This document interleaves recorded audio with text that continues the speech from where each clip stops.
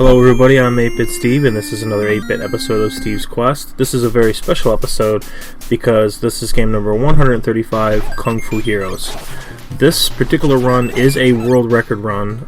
It has been verified by SpeedDemosArchive.com, and the page should be published pretty soon, I'd say by the end of the month here, because it is now an official world record. I decided to world record this game because it's one of the few games that me and my cousin Jeffrey had at my grandma's house. My grandma had a Nintendo, and I would often go over to her house to hang out, and my cousin would come over, my cousin Jeffrey, and this is a two-player game that we would play together. So I have some cool memories of this game. What I didn't realize is how difficult this game actually is, especially in the later levels. There's just so many things to talk about in this game, but this is a pretty short run, so I'm going to try to get in as many of them as possible. So I'm going to use warps here to get through the game quicker, like I do in most games. And something to note is that there's a bunch of power-ups in this game. You'll see them next to my score at the top of the screen there.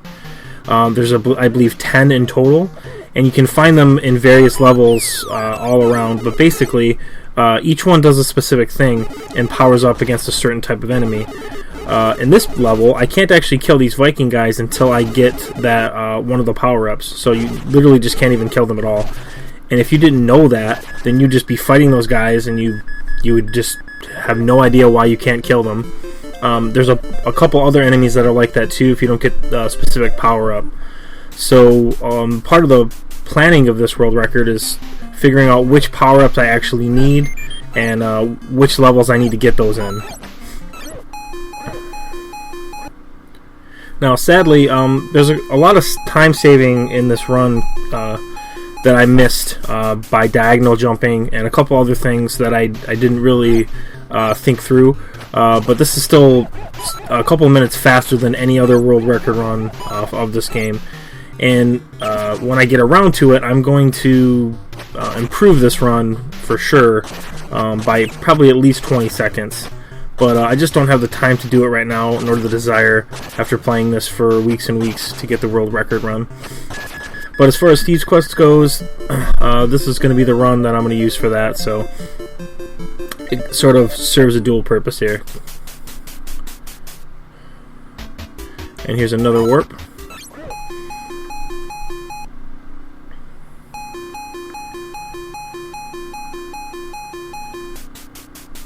Alright, here's where the game gets real. Now, this level is pretty easy as long as you know that there's a P there. And the P power basically makes you invincible, and it makes anything that you touch die, which is pretty awesome. Oh, and I forgot to mention, the way this game works is you need to kill a finite number of enemies on each stage. In single player, that's 12 enemies. No matter what they are, if you kill 12 of them, the door will open. So the trick is to kill them, obviously, as fast as possible in a world record run, and also not die. But I do take some deaths in this run, but they don't really lose that much time because it spawns me immediately at the bottom of the screen, and in some cases, maybe not in this run, it can actually save you time by doing that. That particular time did not save me time, that actually lost me time. Quite a bit, in fact. That's probably 3 or 4 seconds. Now, coming up is something that took me a really long time to master, and that's the Unigon. Now, the Unigon is a boss that happens on the -4 of every stage, and I've been skipping them so far, but I'm going to have to fight my first one here on 7-4, and it's a real pain in the neck to fight the Unigon. Basically, the Unigon has two sprites, his bottom half and his top half. His bottom half is completely immune to attacks, but can hit you. His top half you can hit, but only in certain spots of it. So my strategy here is to get in the right position to kill that Unigon. I did not get there in time, but I still get a reasonably quick kill on him. It takes 5 hits to kill him.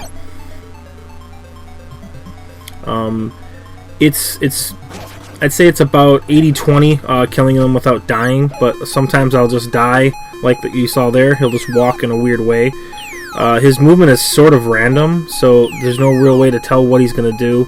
I can only get in position and hope he moves the right way.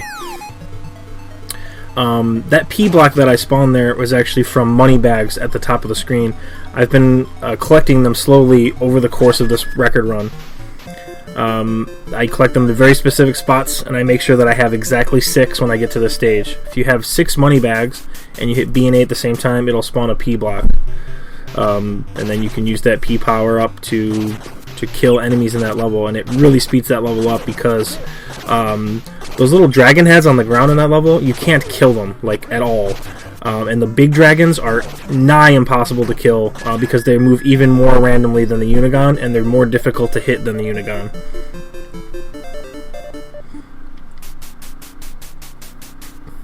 That 8-1 went pretty well. I got a really lucky Unigon spawn here on 8-2.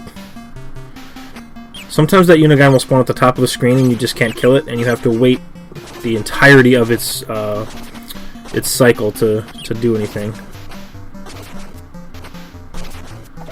Yeah, like this. Unfortunately, there's nothing I can do about this guy. I can only attack him in the head, and his head is basically right over water, which kills me, so I had to wait for him.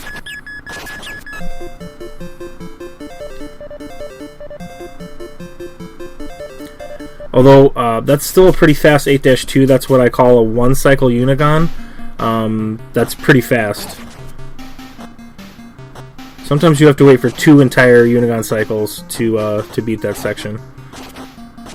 This stage actually goes really, really well, too. This stage can go sour really quickly depending on what this gold dragon does. Luckily, he spawns at the bottom of the screen, and I was able to kill enough enemies before he spawned to prevent him from coming up to the top of the screen. That gold dragon moves faster than the regular dragons and basically just goes right for you. Alright, pretty good Unigon there. Make a huge mistake there, should not have Miracle Kick there, and then I compound it by just kind of running away from this dragon when I really shouldn't. I should just have let him kill me there in the center of the screen. I wasted probably about 5 to 8 seconds.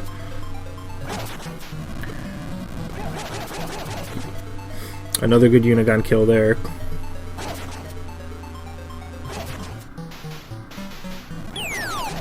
And I got pretty unlucky with that Unigon, but that's okay. I still have 2 lives left.